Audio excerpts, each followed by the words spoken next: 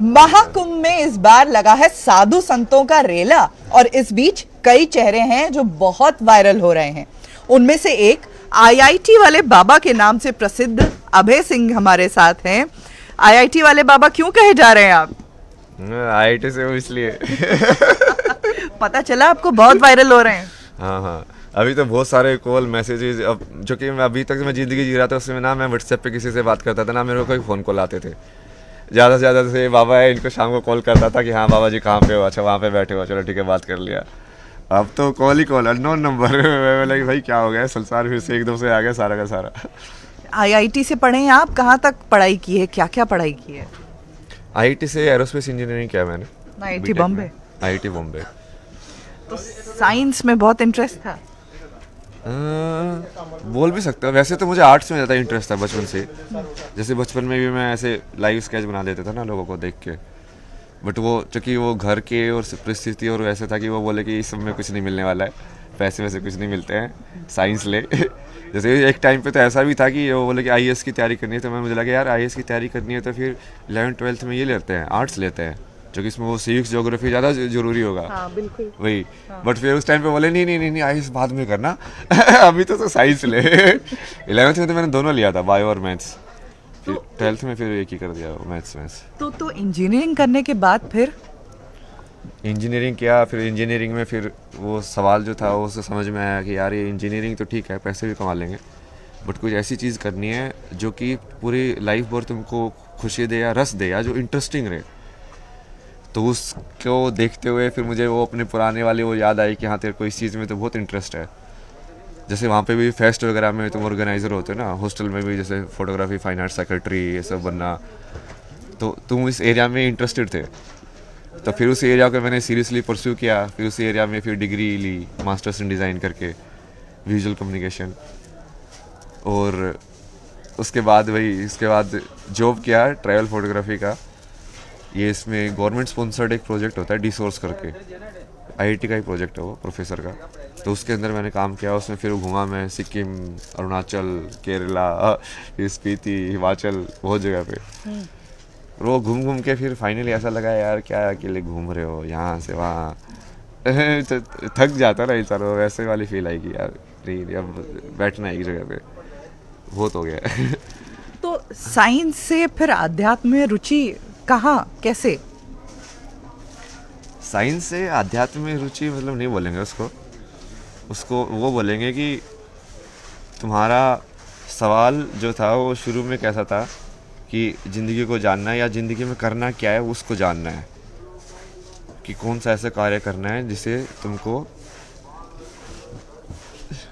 फिर से करना है क्या? बोलो कि स्टार्टिंग में जैसे सवाल था कि जैसे मैंने बताया ना कि आईआईटी में पहुंचना था सिर्फ, फिर आईआईटी में पहुंचने के बाद वो सवाल बदल गया कि अब तुमको ज़िंदगी में करना क्या है। ठीक है पैसे तो कमा लोगे, बट कौन सी ऐसी चीज़ है जो तुम्हें खुशी दे रही है। जैसे हो सकता है कि आपने भी रिपोर्टर इसीलिए बने हो, आपको ऐसा लगा कि यार ये वाले काम करने में मेरे को जीवन का मकसद मिले, मतलब वही ना, वही ढूंढते लोग। बिल्कुल बिल्कुल। तो वो वाले ढूंढने के लिए कि हाँ अच्छा मेरे को इस चीज़ में मेरे को ज़्यादा इंटरेस्ट होता है, और इस चीज़ में स्टार्टिंग में तो मैं डॉक्यूमेंट्री फोटोग्राफी में ज़्यादा इंटरेस्ट था, स्टोरी टेलिंग में। तो उसके हिसाब से जैसे मेरे प्रोजेक्ट जो थे मास्टर्स में वो वैसे वाले ही थे। एक फिल्म बनाई थी मैंने कि effect of children on domestic violence का चिल्ड्रन के ऊपर क्या इफेक्ट होता है। ये बताइए कि लास्ट जो आपकी सैलरी थी वो कितनी थी? लास्ट सैलरी में इंटरेस्ट आप लोगों का यार। लास्ट सैलरी मतलब जैसे वो ठीक है वो कनाडा के हिसाब से ज़्यादा लगता है, वो मान लो कि 2.5-3 लाख। वैसे बाद में तो बहुत बढ़ गया, जो कि आवरली होता है ना उनका रेट। तो जब बाद में मैं काम किया था तो मैं ऐसे $40 पर आवर टाइप से 45। तो इंडियन करेंसी में 2.5-3-4 लाख कह सकते हैं। हाँ 4 लाख महीने के मान लो, 4 लाख तो हो ही जाता है। बट वहाँ पे खर्चा भी वैसे ही होता है, मतलब 4 लाख तुम्हारा है तो 2 लाख तुम्हारा एक्चुअली रेंट है। तो तुम्हारा बचता कम ही है। यदि तुम वहाँ का डॉलर कमाया हुआ वहीं पे स्पेंड करोगे ना तो एक्चुअली में तुम गरीब रहोगे। बट यदि वहाँ के डॉलर भारत में आके खरीद खर्च करोगे तो तुम अमीर हो जाओगे। पर ये फिर 4 लाख का पैकेज छोड़ करके सीधे सब कुछ छोड़ दिया, वस्त्र भी उतार दिए? वस्त्र तो पहने हैं, वस्त्र कहाँ उतारे। आध्यात्म की स्थिति में आ गए कहने का मतलब? नहीं वो मजाक ही कर रहा था मैं भी।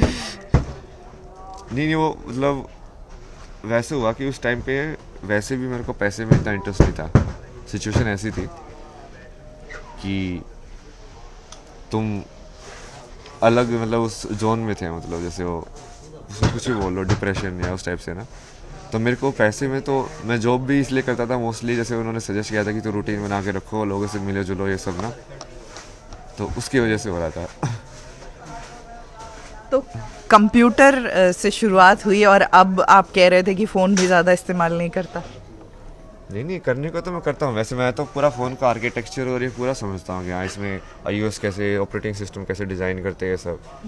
बट बात करना मतलब कि उस तरीके से कि हम जो मतलब माया वाला टाइम पास फ़ोन पे करना है ना, मतलब अब ठीक है तुमको फ़ोन पे बात करनी है भाई, तुम कहाँ पे हो, ज़रूरत वाली जो चीज़ें होती है अब वो तुम करो। बट मैं फ़ोन पे बैठ के पूरी अपनी लाइफ स्टोरी डिस्कस कर ला कि हाँ ये ऐसा ऐसा है, क्योंकि उसमें तुम कर क्या रहे हो, तुम ऑब्जर्व करना ना, तुम अपने बेसिकली ड्रीम स्टेट में जी रहे हो।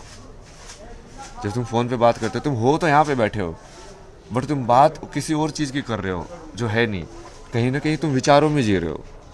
जब तुम ज़्यादा फ़ोन का उपयोग करके फ़ोन पे बात करते हो तो वो विचारों में जितना कम दिया जाए उतना सही है ना।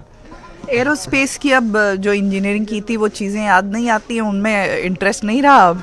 नहीं अब तो उसको जोड़ दिया ना मैंने, उसको भी छोड़ा नहीं ना। कैसे? मतलब एयरोस्पेस में जो तुम समझते हो एरोडायनेमिक्स को लेकर, हवा कैसे काम करती है, ये सब कैसे काम करता है, अब यदि मैं उस सब को समझूं कि जो वायु वाला जो तत्व है पंच तत्व के अंदर, अब वो उसकी डिस्क्रिप्शन इन्होंने कैसे दिया अध्यात्म के अंदर, तो तुम उसको जोड़ सकते हो ना कि साइंस वाला इस वाले एंगल से देख रहा है, ये वाला इस एंगल से देख रहा है, और वो एक्चुअली में एक ही चीज़ है, एक ही प्रॉपर्टी को अलग अलग तरीके से बता रहे हैं। कितने वर्ष हो गए आध्यात्म की अवस्था में? मतलब डेडिकेटली तो मान लो 3.5 साल के आसपास। खुद को क्या कहते हैं, साधु संत? मैं नहीं कहता ना, मैं बोलता हूँ लोगों को तुमको जो सामने दिख रहा है वही नाम ले लेना। और जटा जूट भी नजर आ रही है। हाँ ये जटा नागा साधु नहीं बना, ये कि बैठ के सारे दिन वहाँ पे बैठे थे ऑफिस में बैठ के सारे दिन बोला दारू पिलाई इसलिए खाली माँ का प्रसाद और बैठा रहा और वो सारे दिन बैठ के गाना गाता रहा, जटा धरा शिव जटा धरा।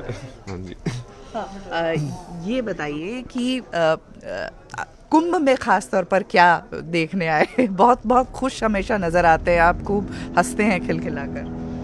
कुंभ में तो यही है कि अभी जैसे जिस चीज़ का मैं कर रहा हूँ उसके लिए तो बेस्ट जगह नहीं है।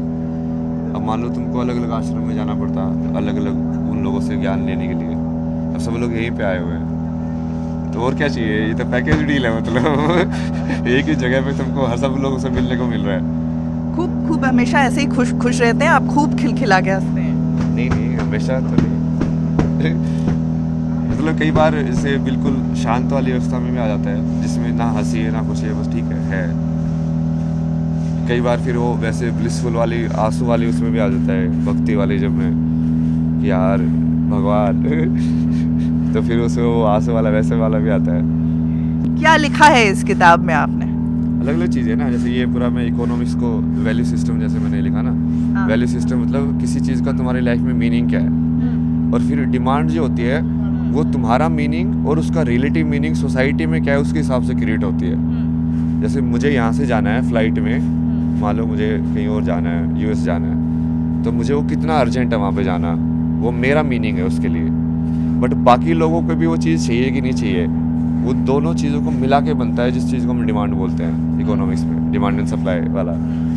तो ये सब चीज़ें समझाने के लिए कि हाँ उसको आध्यात्म से जोड़ने के लिए। तो साइंस को आध्यात्म से जोड़ रहे हैं, किताब लिख रहे हैं क्या? हाँ ये सारी एक ही किताब के अंदर सब कुछ हो जाएगा, ये ज़्यादा कुछ पढ़ना नहीं पड़ेगा। बोले इसमें वो थोड़ा शॉर्ट फॉर्म है तो कई बार एक्सप्लेन करना पड़ता है लोगों को। हाँ, ये आपने इन्फिनिटी का साइन वगैरह बनाया है, व्हाट इज? मतलब ये ऐसा है ना कि जैसे यहाँ पे मैंने समझाया ना कि ये ऐसे होता है, सब्जेक्ट जो है वो नाउन मतलब संज्ञा, मतलब एक आइडेंटिटी, तो उसका आप मैथमेटिक्स में नंबर की फॉर्म में देख सकते हो, 0 1 और इन्फिनिटी। एक्चुअल में 0 1 और इन्फिनिटी सेम ही होता है, समझोगे आप इसको? जैसे यहाँ पे सारी चीज़ एक ही है, मतलब यदि सब कुछ लाइट है, या उसको वैसे देखो कि सब कुछ लाल ही रंग है, तो आपको पता ही नहीं चलेगा लाल रंग क्या होता है। ओके। और ये शेप्स बड़े बढ़िया आपने बना रखे हैं। हाँ, ये नंबर्स के हिसाब से भी देख रहा था ना मैं इसको, कि जैसे 3 से फिर ये 4, फिर ऐसे 5, फिर 6, और फिर इसके अंदर तुम कैसे कैसे जो है डायमेंशंस बढ़ती रहती है शेप की, कि उसी को जैसे ज्योमेट्री जिसको बोलते हैं, जैसे ट्रायंगल जो है वो पहली क्लोज्ड फॉर्म है जो 3 साइड से बन सकती है। ट्रायंगल से पहले जो है वो ओपन फॉर्म रहेगा ना ऐसे, जी। तो फर्स्ट क्लोज्ड फॉर्म जो 3 साइड से बन सकती है वो ट्रायंगल है ऐसे, वो 3 से ही बन सकता है। और फिर उसके बाद फिर तुम जैसे स्क्वायर बना सकते हो, ये सब बना सकते हो। तो इसकी सृष्टि की जब तुम स्टार्टिंग में करोगे तो जैसे लाइक डॉट से शुरू होती है ना वो, हाँ बिल्कुल। और एंड होती है सर्कल के अंदर। जी, तो ये उसके बीच में ये सारी फॉर्म्स आती है तुम्हारी। बहुत सुंदर। तो ये साइंस जुड़ा आध्यात्म से, और शस्त्र से लेकर शास्त्र से लेकर अब आध्यात्म की ओर, ये IIT वाले बाबा न्यूज़ 18 इंडिया पर।